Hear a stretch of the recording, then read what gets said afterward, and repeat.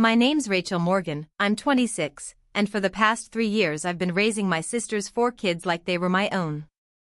3 years of diapers, homework, and school drop-offs, all while my own life slid to the back burner. I used to run a bakery, but that dream went down in flames. I lost everything: money, confidence, direction. With nowhere else to go, I moved in with my sister, hoping for a fresh start. Instead of rebuilding myself, I somehow became her unpaid nanny, cooking meals, driving carpools, handling tantrums, while she worked nights and barely showed her face at home. During the day I scrambled through a part-time shift at a coffee shop, and at night I pushed myself through online graphic design classes, chasing a dream that seemed to drift further out of reach the harder I tried. Then one evening she hit me with news that knocked the air right out of me: she was pregnant. Again. Baby number 5. My stomach clenched so tight I thought I might be sick. I'd already given up my savings, my ambitions, my freedom, and now there was another baby coming? I was tapped out. I couldn't do it anymore. I lost it. My voice shook as I yelled, storming off to my room. She just stared at me like I was the one who'd betrayed her. In that moment, I made a decision: I was moving out. For once in my life, I was going to choose me. But Vanessa didn't let it slide. She exploded, and before I knew it, things were spiraling out of control. What happened next flipped our whole family upside down. Every day in that house was a fight to keep up. Mornings were chaos. My alarm screamed at 5:30, and I'd drag myself out of bed to wrangle the kids. I barely managed a swallow of cold coffee before herding all 4 of them into the car. By the time I dropped them off, my head was pounding. Then it was straight to the coffee shop. 5 hours behind the counter, steaming milk and forcing smiles for impatient strangers. After my shift, it was back to the grind, picking up the kids, sorting through homework, cooking dinner while breaking up another shouting match. This time it was about whose turn it was to feed the dog. Vanessa was always gone, working the night shift at the supermarket with her boyfriend Travis. If I caught her at all, it was for maybe 10 minutes a day, just long enough for her to mumble, "Thanks for holding it together," before passing out on the couch. The nights were my only escape. Once Sophie was tucked in and Maya's algebra was double-checked, I'd open my laptop for online design classes. I'd always loved creating logos, daydreaming about running my own studio. But most nights I sat there bleary-eyed, staring at Photoshop tutorials until I nodded off with the battery dead. One night, Maya tiptoed in and asked why I looked so tired. I forced a smile. "Just trying to keep up," I said. She wrapped her arms around me, and for a second I felt needed. But then it hit me: needed for what? Changing diapers? Driving carpools? Patching up scraped knees? This wasn't my family. I was just standing in for the real mom. The weight of it all started pressing down harder. Caleb needed rides to soccer, and Sophie's asthma meant endless trips to the pharmacy. I was burning through the last of my savings, $3,000 I'd saved from the bakery, all on school supplies and prescriptions. Vanessa pitched in here and there, but her money went to rent and groceries. Travis, who clocked the same shifts as her, never offered a dime. "You're so good with them," Vanessa would tell me, like it was some kind of compliment. But I knew better. It wasn't praise, it was a trap. I wasn't living my life anymore. I was living hers. One night, I finally called Jenna, my best friend, just to let the frustration out. I paced the kitchen while the kids watched TV. "I'm drowning," I confessed. Jenna, who freelanced as a graphic designer herself, didn't sugarcoat anything. "You're not their mom, Rachel," she said flatly. "You can't keep sacrificing your dreams for them." Her words stung because they were true. I glanced at my laptop, still open to a half-finished logo project. I hadn't turned in an assignment in weeks. My professors were already emailing me about deadlines. I was falling behind. It wasn't the kids' fault, I loved their chaos, their quirks. Caleb's sarcastic comebacks. Maya's quiet smiles. Ethan's non-stop curiosity. Sophie's clingy hugs. They felt like mine. But they weren't. Vanessa was their mother. She was the one who was supposed to be there. And Travis? He acted like the kids were my responsibility too. I'd overhear him joking about teamwork, but in their version of teamwork, I did everything. I started doing the math, 10 hours a day taking care of the kids, 5 more at work, 3 in class. That left maybe 6 hours to sleep if I was lucky. My dream of designing for a living, of finally building something for myself, was slipping through my fingers. One night, after Sophie cried herself to sleep over a missing stuffed animal, I sat alone with my sketchbook. Lately, I'd only been drawing silly stick figures for her amusement, not the bold designs I once loved creating. I closed the book and felt my chest tighten. I wasn't just exhausted anymore, I was fading away piece by piece. A week later, I was folding laundry when the front door flew open. Vanessa burst in with a grin so wide it almost startled me. I hadn't seen her look that happy in months. Right on her heels was Travis, smug as ever, holding a pizza box like he'd just won the lottery. "We've got news," Vanessa squealed, grabbing my hand and tugging me toward the couch. "I'm pregnant," she announced, beaming. "Baby number 5. Can you believe it?" My jaw locked, but I forced out a tight, "Wow, congrats." On the inside, though, my stomach sank. Another baby? I was already drowning, and here they were expecting me to clap and cheer. That night, Vanessa dropped the real bomb. "We've been talking," she began, glancing at Travis. "You're so good with the kids, Rachel. We need you to step up even more." I froze, fork halfway to my mouth. She went on, "Maybe, quit the coffee shop? Focus on the kids full-time." My fork clattered against the plate. "Quit my job?" I repeated, my voice low, almost trembling. Travis just shrugged. "Yeah. We're swamped at the supermarket, and with the baby coming, we can't handle everything." I tried to hold myself steady. "I'm already doing everything, school runs, meals, homework. I can't just quit my job." Vanessa's eyes narrowed like I'd just insulted her. "You're eating our food, using our space," she snapped. Travis chimed in, casual as ever. "It's just temporary. We'll figure it out after the baby." Temporary? My blood boiled. I'd been holding their lives together for 3 years. This wasn't temporary, it was my whole life. I shoved my plate away and stood up. "I need to think," I said, forcing myself to walk out before the anger spilled over. I hung up and stared at my laptop, a half-finished logo glowing on the screen. Missed deadlines piled up in my inbox. I was falling behind, and for what? To play mom in a house that wasn't mine? The next few days were unbearable. Vanessa and Travis kept pushing. "Think of the kids," Vanessa pleaded one morning, shoving a list of errands in my hand, grocery runs, doctor appointments for Sophie's asthma, money for Caleb's soccer. Travis even suggested I sell the old bakery equipment I'd been holding on to. I wanted to scream. They weren't asking, they were demanding that I surrender my life. I started noticing more of their dodges. Vanessa would sleep through the kids' arguments, leaving me to referee. Travis would lounge around after work, cracking jokes with Vanessa while I sweated over dinner. I wasn't a sister anymore. I wasn't even a person. I was a tool. Invisible, except when they needed something. One night, Caleb caught me packing up my laptop after a late study session. "You okay?" he asked, his usual sarcasm gone. I hesitated before answering. "I'm trying," I admitted softly. He nodded like he understood more than I gave him credit for. The kids saw me, even if Vanessa and Travis refused to. But that didn't change the truth, I couldn't keep going like this. My savings were gone. My classes were slipping. My dream of designing felt like it was fading into nothing.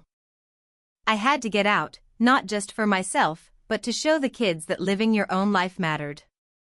So I started scrolling through rental listings, fingers trembling. I wasn't their servant, and I was done letting them treat me like one. The following evening, I sat with Maya, helping her with history homework, when Vanessa stormed into the kitchen. Her arms were crossed, her jaw tight. "We need to talk," she snapped. I set the textbook aside, bracing myself. "What's up?" "You're not pulling your weight," she fired back. "I asked you to step up, and you're still wasting time at that coffee shop. It's irresponsible." The word stung like a slap. Irresponsible? I'd been running her household for years. "I'm doing everything I can," I shot back. "I cook, I clean, I drive the kids every single day." She rolled her eyes. "That's not enough. With the baby on the way, we need you here, not chasing some hobby degree." I shoved my chair back, the legs scraping against the floor. "My design classes aren't a hobby. They're my future." Vanessa laughed bitterly. "Future? You're living in my house, eating my food. You think you're too good for us now?" Her words burned. I wanted to fire back, but Maya was staring, her wide eyes full of fear. I swallowed hard and said, steady but firm, "I'm not your servant, Vanessa. I've given you 3 years of my life." Vanessa stepped closer, her voice dropping to a sharp whisper. "If you're not all in, maybe you shouldn't be here at all." I froze. Was she actually kicking me out? I stood there frozen, waiting for her to say more, but Vanessa just spun on her heel and left me standing in the kitchen, my hands trembling with anger. I grabbed my phone, stormed outside to the backyard, and called Jenna. "She called me irresponsible," I blurted, pacing in tight circles. My throat felt raw. "She acts like I owe her my entire life." Jenna's voice came steady, calm but firm, the way it always did. "Rachel, you've got to set boundaries. You're not her employee. You're not her stand-in mom. You deserve your own space, your own goals." I nodded into the phone, even though she couldn't see me. "I know, but the kids. They need me." Jenna cut me off before I could spiral further. "They need their mother, not you burning yourself out. Find your own place. You've still got some savings, right?" Her words flicked on a spark inside me. I'd been so wrapped up in Vanessa's demands, I hadn't stopped to think about what I could do for myself. That night, after the kids were asleep, I opened my laptop and typed in apartments Savannah. There it was, tiny studio listings, most around $1,300 a month. My savings, $2,700 left from the bakery days, could cover a deposit and that first month's rent. I'd have to keep my job at the coffee shop, maybe even tack on extra shifts, but as I crunched the numbers my chest started to thump with something I hadn't felt in ages, possibility. It was scary. It was thrilling. I could do this. I had to. But every time I closed my eyes, the kids' faces swam up. Caleb's quiet frown. Maya's timid hugs. Ethan's endless chatter. Sophie's tiny arms wrapped tight around my leg. Leaving would break their hearts. But staying was breaking mine. The next afternoon, I pulled Caleb aside after school. "I'm thinking about moving out," I told him carefully, watching his face. He frowned, tugging at the sleeve of his hoodie. "Because of Mom?" I nodded. "I need to live my life too. But I'm not leaving you guys. I'll still be around, just in a different way." He didn't say much, but I could see him chewing on it. Later that night, I sat down with a notebook and scribbled out a bare-bones budget. Vanessa started picking up on my distance. One morning she caught me scrolling through listings on my phone. "You're acting weird," she snapped. I didn't even look up. "Just planning," I said flatly. She scoffed. "Planning to bail on us." Typical. The words stung, but I didn't bite back. I was done fighting her on her terms. Later Jenna texted me, "You're doing the right thing. Don't let her guilt you back in." I clung to that message like a lifeline. I wasn't just leaving a house, I was taking my life back. By the end of the week, I had a short list of apartments and a plan. No matter what storm Vanessa stirred up next, I was determined. A few days later, after dropping the kids at school, I slipped off to see the first place. It was just a studio, a single room, a cramped kitchenette, but when I stood inside, it felt like freedom. A space where I could breathe. Where I could design. Where I could finally be me. The landlord quoted $1,100 a month plus deposit. I nodded, gripping my phone with screenshots of 3 other listings saved. My savings would cover the move, but I'd need to stretch every dime after that. Back home, I kept my plans quiet, ducking Vanessa's suspicious looks. I wasn't ready for another showdown yet. Instead, I started prepping the kids, bit by bit. That evening, after dinner, I pulled Caleb aside while Maya kept Ethan busy with a puzzle. "Caleb, we need to talk," I said, handing him a notebook. "If I move out, you'll have to step up." His eyes flared with anger. "You're leaving us because of Mom, aren't you?" he snapped, throwing the notebook down. I kept my voice steady. "I'm not leaving you. I'm showing you how to handle things. You're 15, Caleb. You're smart. You can do this." He didn't answer, just watched as I showed him how to run the washing machine. Maya overheard, and later she cornered me, twisting her hair nervously. "Are you moving because we're too much?" My heart broke. "No, Maya. It's not you. I need my own space." She threw her arms around me, face buried in my shoulder, and I felt her quiet sobs. I held her close, whispering that I'd always be near. Explaining it to Ethan and Sophie was harder. At breakfast, I said gently, "I might be living somewhere else soon." Ethan frowned at his cereal. "Who's gonna help me with my science project?" Sophie's lip quivered. "Will you still braid my hair?" I hugged them both and promised I'd visit, but their confused stares stuck with me long after. I kept looking at apartments, one with a park view, another close to the coffee shop, and narrowed it down to a studio I could just barely afford. $1,800 a month came in from work. Rent, utilities, food, it would leave almost nothing left. I'd probably have to pause my design classes for a month, but I could pick them back up once I found my footing. Jenna called again, her voice bubbling with excitement. "You're taking control, Rachel. The kids will be okay. You're showing them how to fight for a better life." Her words steadied me. But the kids' reactions weighed heavy. One evening, I taught Caleb how to run the washing machine. "Load it like this," I said, measuring detergent. He rolled his eyes but watched closely. "Mom never does this," he muttered under his breath. I nodded quietly. He was starting to see the truth, that Vanessa wasn't the one holding their world together. It was me. And realizing that hurt him more than he let on. Maya stuck close, helping Sophie with bedtime stories, though her eyes were still red from crying. Ethan kept asking when I'd visit. "And Sophie?" She clung to me at night, whispering, "Don't go far." I felt torn in half. But I couldn't let myself back down. Not this time. By the end of that week, I had a lease lined up for the little studio.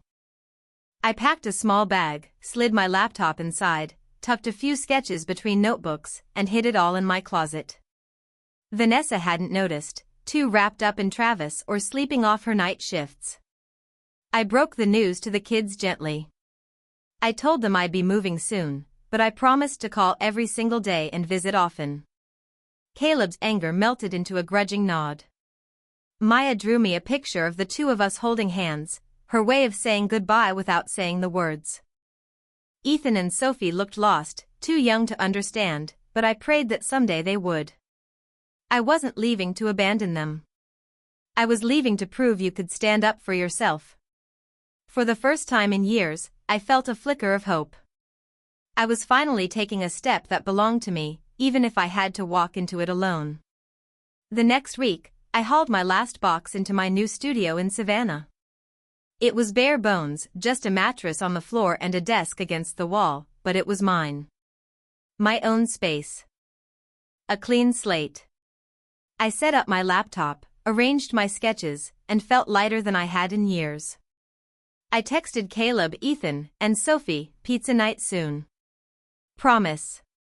Vanessa didn't say a word after I signed the lease. Her silence was cold, but honestly, it felt like a relief after so much fighting. I thought maybe, just maybe, the storm was behind me. But I underestimated her. 3 days later, my phone rang. An unfamiliar number. "This is Officer Harris with the Savannah Police Department," a steady male voice said. My stomach plummeted. "We've received a complaint. Can you meet us at your sister's address?" My hands shook as I drove back. 2 officers waited outside, Doyle with a clipboard, Reed scanning the street. Vanessa stood on the porch, her face flushed red with fury. "She stole $500 and trashed our stuff," she shouted the second she saw me, jabbing a finger toward my chest. "The washing machine's broken, the sofa's ripped." I froze. "What?" "I didn't take anything," I said firmly, my voice trembling but steady enough. "I moved out clean." "Let's see the damage," Doyle said evenly. Inside, Vanessa pointed at the sofa with a dramatic sweep. She did this before she left. The cushion had a tear, stained underneath like it had been there forever. The washing machine sat silent in the corner. Reed crouched down, inspecting. "These stains don't look recent," he said, tugging the cushion. Then he opened the washer, pulled at a loose wire. "Could be wear and tear." I turned to Vanessa. "You know I didn't take a dime. Search my car, search my apartment. I've got nothing to hide." Doyle looked at Vanessa. "You're claiming theft and vandalism. Do you have any proof?" Vanessa hesitated, her eyes darting. "The money was in my dresser," she muttered. She knew where it was. Before I could speak, a voice cut through the tension. "Caleb." He'd stepped into the room, his face pale but steady. "I need to talk," he said, glancing at the officers. My heart thudded. "Mom's making this up," Caleb said firmly. "That sofa's been ripped for months. Ethan spilled juice on it last summer." "The washing machine?" "Mom broke it weeks ago overloading it." "And the money?" "She spent it on groceries and never told anyone." "Caleb, that's enough." Vanessa snapped, but her voice cracked. He didn't back down. "Rachel's been more of a parent than you. She's the one who bought our school supplies. She drove us everywhere while you and Travis were never home." My chest tightened. I wanted to cry. Reed scribbled notes, face unreadable. "So, no theft? No new damage?" he asked. "None," Caleb said, arms crossed like a soldier. "She's just mad Rachel left." Vanessa's face burned crimson, but she said nothing. Doyle sighed, tucking his clipboard under his arm. "Ma'am, false reports are serious.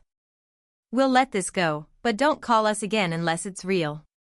With a nod, both officers walked out. In the driveway, I pulled Caleb aside, my voice soft. "You didn't have to do that."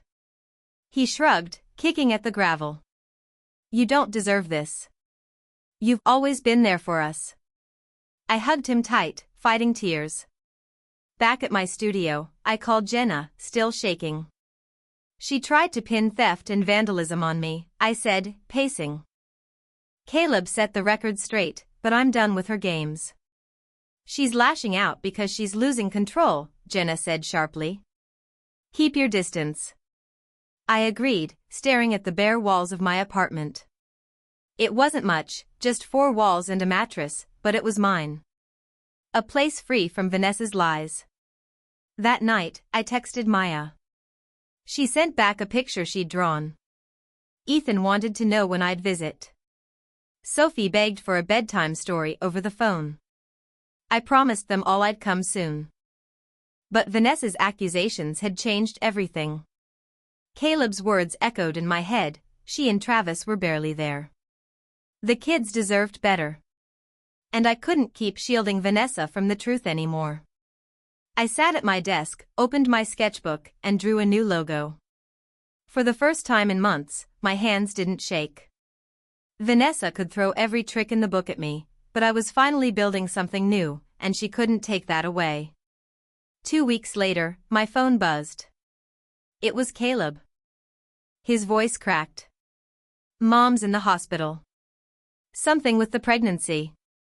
The kids are freaking out." I froze, coffee mug halfway to my lips. Despite all the lies and accusations, my mind went straight to the kids, Maya's tearful hugs, Sophie's braids, Ethan's non-stop chatter. They didn't deserve this chaos. I drove to the hospital, heart pounding. A doctor, Dr. Collins, met me in the waiting area. "Your sister has placenta previa," she explained gently. "She'll need strict bed rest, maybe until delivery. 3 months. That's what it came down to. When I walked into Vanessa's room, she looked pale, drained of her usual fire. "The kids need you," she murmured, barely meeting my eyes. Part of me wanted to turn and leave, but Caleb's shaky voice echoed in my head. I steadied myself. "I'll help," I said firmly. "But only for the kids.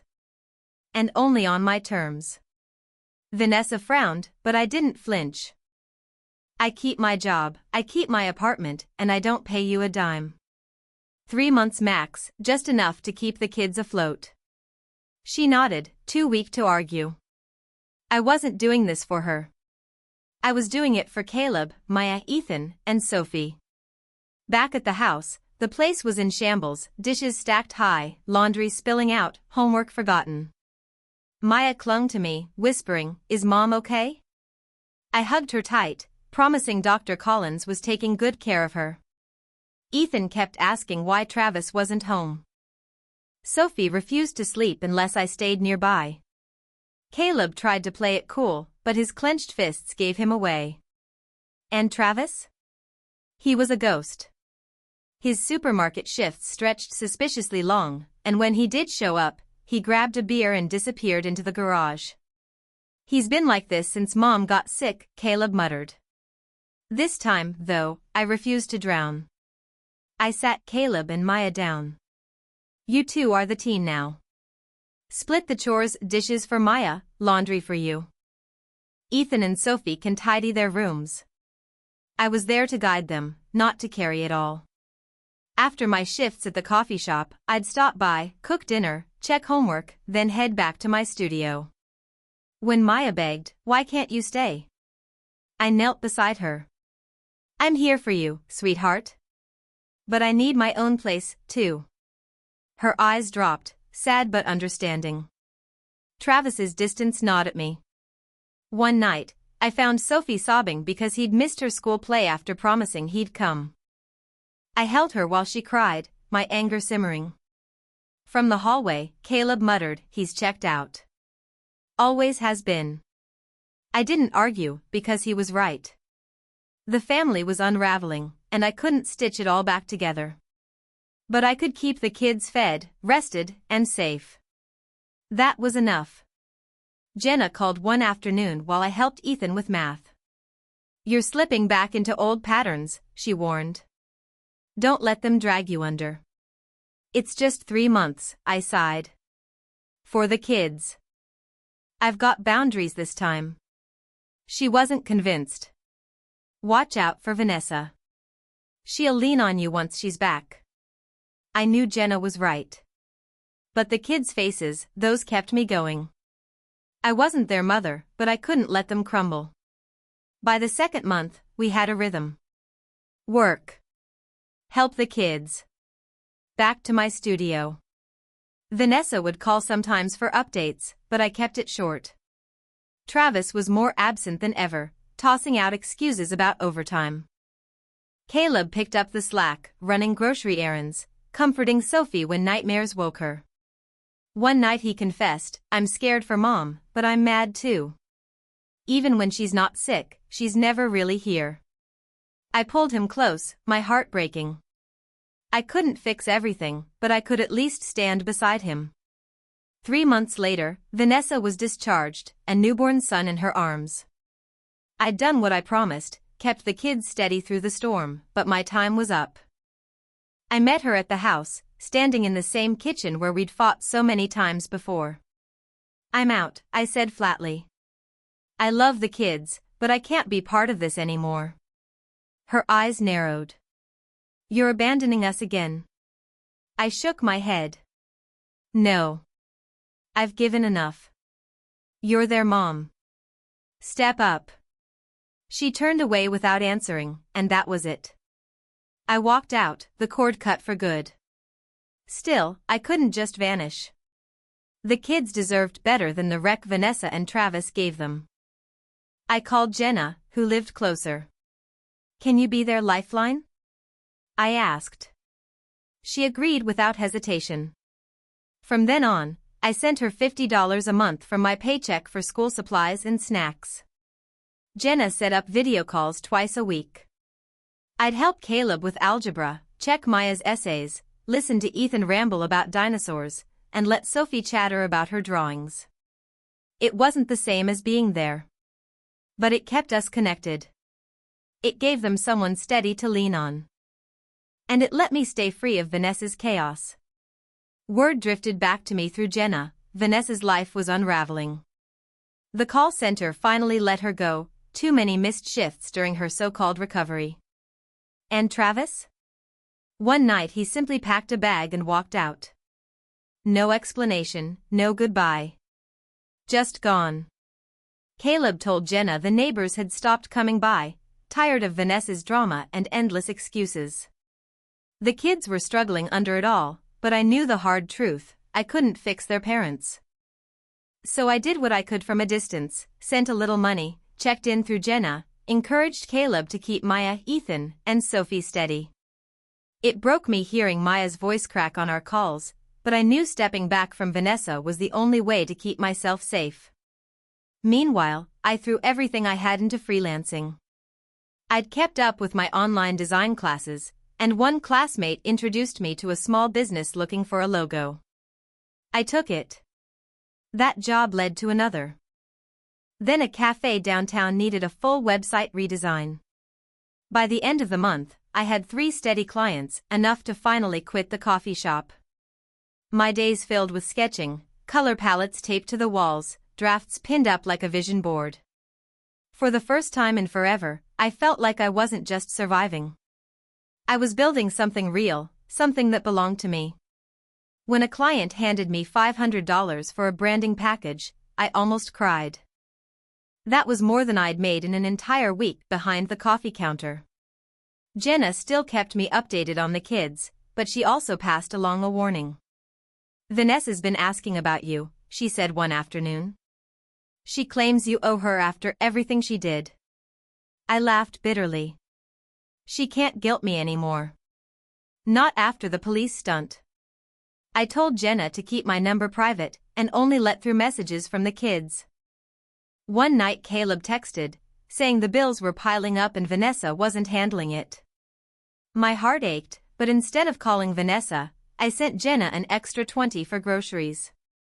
Vanessa had made her choices. My priority was the kids. For Maya's birthday, I mailed her a sketchbook. She sent back a drawing of us side by side, with the words "Best Aunt" scribbled underneath. Ethan called to tell me he'd won his science fair. I hooped and clapped through the phone like I was in the bleachers. Sophie still begged for bedtime stories, her little voice lifting whenever I made up silly, wild endings. Caleb stayed quieter, carrying too much on his 15-year-old shoulders. One night he admitted, "Mom's not even trying." I swallowed the lump in my throat. "Focus on school, Caleb," I told him. "And remember, I'll always be here. Just not in Vanessa's house." As my freelance work grew, I landed my first big contract. A Charleston startup hired me to design their full marketing campaign. It was grueling, late nights, endless revisions, but it paid enough to cover my rent and let me finally save a little. I wasn't rich. But I was free. Vanessa's world was crumbling, and part of me felt the shadow of her collapse. But I knew now, I couldn't carry her anymore. The kids had Jenna. They had me in the ways that mattered. And for the first time, I looked at the glow of my laptop screen, at the logo I had just finished, and I felt a surge of pride. I'd lost so much: family, peace, trust, but I'd found something I'd almost forgotten I had: myself. I'd built this life from nothing. And no one, no sister, no boyfriend, no chaos, could ever take it from me again.